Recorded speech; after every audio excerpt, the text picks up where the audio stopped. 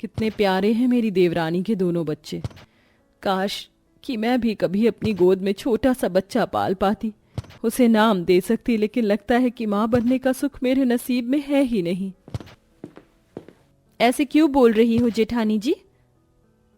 जेठानी जी क्या हुआ? कुछ नहीं शिखा, बस तुम्हारे बच्चों को देखकर मन भर आया। शादी के बाद मेरी भी इच्छा थी कि मैं भी माँ बनूं, लेकिन मेरी ये इच्छा ही रह गई। मेरे नसीब में शायद माँ बनने का सुख लिखा ही नहीं है। ऐसे नहीं सोचिए जेठानी जी, आप भी जरूर माँ बन सकती हैं।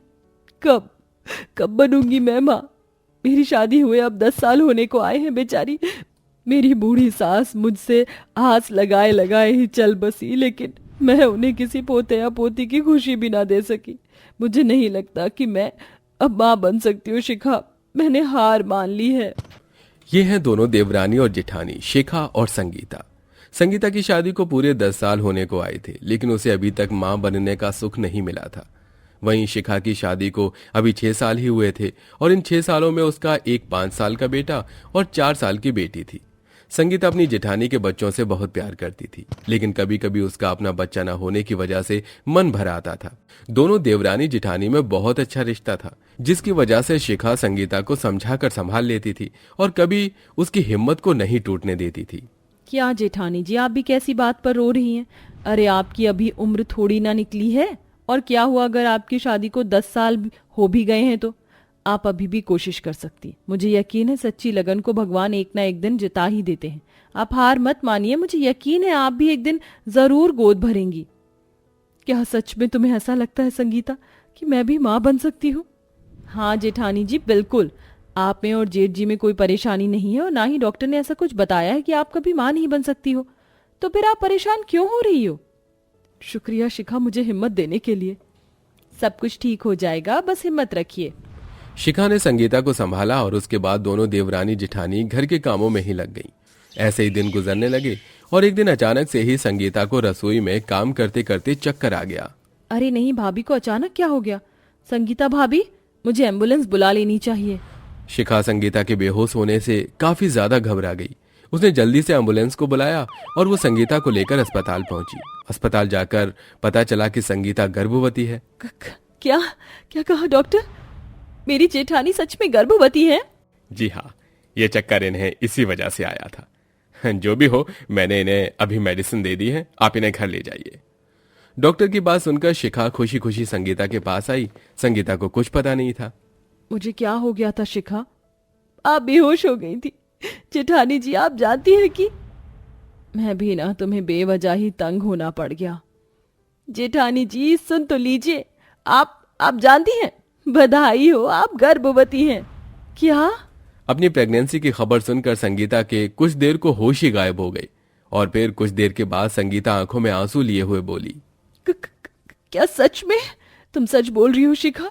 मैं गर्भवती हूँ? हाँ भाभी, आप प्रेग्नेंट हो। इतना कहकर शिखा ने संगीता को गले से लगा लिया। संगीता उसे लिपट कर फूट फूट कर खुशी के आंसू रोई। कुछ देर रो लेने के बाद यकीन नहीं होता, पूरे 10 साल इंतजार करने के बाद मुझे ये खुशी मिली है। शिखा मोहल्ले में मिठाई बांटेंगे।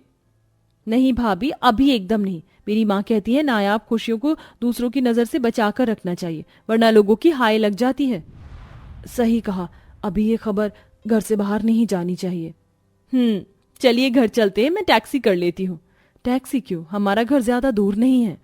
दूर नहीं है तो क्या हुआ? अब आप अपना ख्याल रखिए, मैं आपको अब कोई काम नहीं करने दूंगी और ना ही ज्यादा देर को कहीं भी चलने फिरने दूंगी। शिखा की बात पर संगीता मुस्कुराने लगी और फिर दोनों देवरानी जेठानी टैक्सी में बैठकर अपने घर आ गईं। घर जाते ही शिखा ने अपनी जेठानी का बिस्तर सही किया और आराम से उसे वहां लेटा दिया। अरे शिखा, तुमने मुझे ऐसे क्यों लेटा दिया? घर में सारा काम पड़ा हुआ है। हाँ तो क्या हुआ, मैं भी तो घर में ही हूँ। अब से आप कोई काम नहीं करेंगी, बस अपना और अपने होने वाले बच्चे का ख्याल रखेंगी। शिखा, तुम्हें मेरी कितनी चिंता है, लेकिन सारा घर का काम तुम्हारे ऊपर भारी पड़ जाएगा। कुछ भारी नहीं पड़ेगा। अच्छा जेठानी जी, भले ही हम अभी मोहल्ले में मिठाई नहीं बंटवा सकते हैं, लेकिन घर में तो मुंह मीठा कर ही सकते हैं ना? हाँ बिल्कुल। बस तो ठीक है, आज मैं खाने के साथ साथ हलवा भी बनाऊंगी। रहने दो शिखा, क्यों अपनी जान को इतने काम बढ़ा रही हो? तुम्हारे भी छोटे छोटे बच्चे हैं। क्या भाभी, आप भी ना, ये सब तो बस घर के ही काम है, मैं कर लूंगी, आप ज्यादा चिंता मत कीजिए, ये आपके लिए अच्छा नहीं है। संगीता से शिखा ऐसे बोलकर चली गई। दोनों देवरानी जेठानी में बहुत प्यार था। शिखा ने खुशी खुशी घर का सारा काम निपटाया और फिर मीठा भी बनाया। जब शाम को घर आकर संगीता के पति गणेश को यह खबर लगी तो वो भी खुशी से फूले नहीं समाया। संगीता, सच में क्या मैं पापा बनने वाला हूँ? हाँ। उस दिन गणेश भी बहुत ज्यादा खुश हुआ। पूरे परिवार ने हलवे के साथ इस खुशी को मनाया और खूब सपने भी देखे। देखते ही देखते ऐसे ही 4 महीने बीत गए। इन गुजरे हुए 4 महीनों में शिखा ने संगीता से एक सुई भी इधर से उधर करने को नहीं बोला था। घर के सभी काम वो अकेले ही संभाल लेती थी और आज वो पूरे मोहल्ले को अपनी जेठानी के गर्भवती होने का मीठा बांटने वाली थी। शिखा, तुमने खुद ही इतने सारे लड्डू क्यों बनाए? बाहर से भी तो आ सकते थे ना। जेठानी जी, बाहर से एक तो लड्डू शुद्ध देसी घी में नहीं बने होते और दूसरी बात वो बहुत गंदगी से भी बनाए जाते हैं, इसलिए मैंने घर में ही देसी घी के लड्डू बनाए हैं। ये आपके लिए भी बहुत अच्छे हैं। अच्छा, अब मैं मोहल्ले में ये लड्डू बांट आती हूँ और जब मैं इन्हें बांट कर आ जाऊंगी तब उसके बाद आप भी टहलने चलना। इस कंडीशन में टहलना और ताजी हवा लेना अच्छा होता है। संगीता शिखा की बात पर मुस्कुराने लगी। वो संगीता का ऐसे ही ख्याल रख रही थी। रोजाना सुबह शाम वो उसे टहलाने लेकर जाती थी और फिर घर के सारे काम भी खुद ही करती थी। शिखा ने संगीता की प्रेगनेंसी के दौरान एक बहन से भी ज्यादा उसका ख्याल रखा था। ऐसे ही देखते 9 महीने पूरे हो गए और संगीता की डिलीवरी का दिन भी आ गया। सभी घर वालों की जान अपने हलक में ही अटकी हुई थी कि तभी उन्हें संगीता की एक प्यारी सी बेटी होने की खबर लगी। मुबारक हो, आपको बेटी हुई है।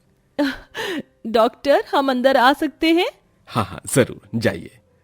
शिखा खुशी खुशी अंदर आई। पालने में संगीता की बेटी लेटी हुई थी। शिखा, आखिर भगवान ने मेरी गोद भी भर ही दी। भाभी, इसे अपनी गोद में उठाया कि नहीं?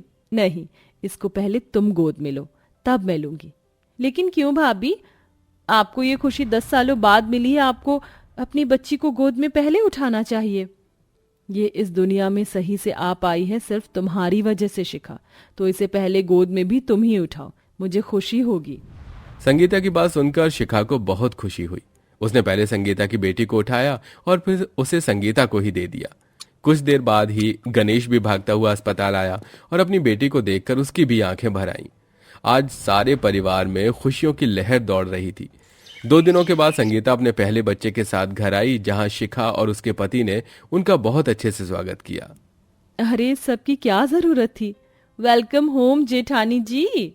शिखा बड़े ही प्यार से संगीता को उसके कमरे में लेकर गई और उसे हेल्दी खाना भी खाने को दिया।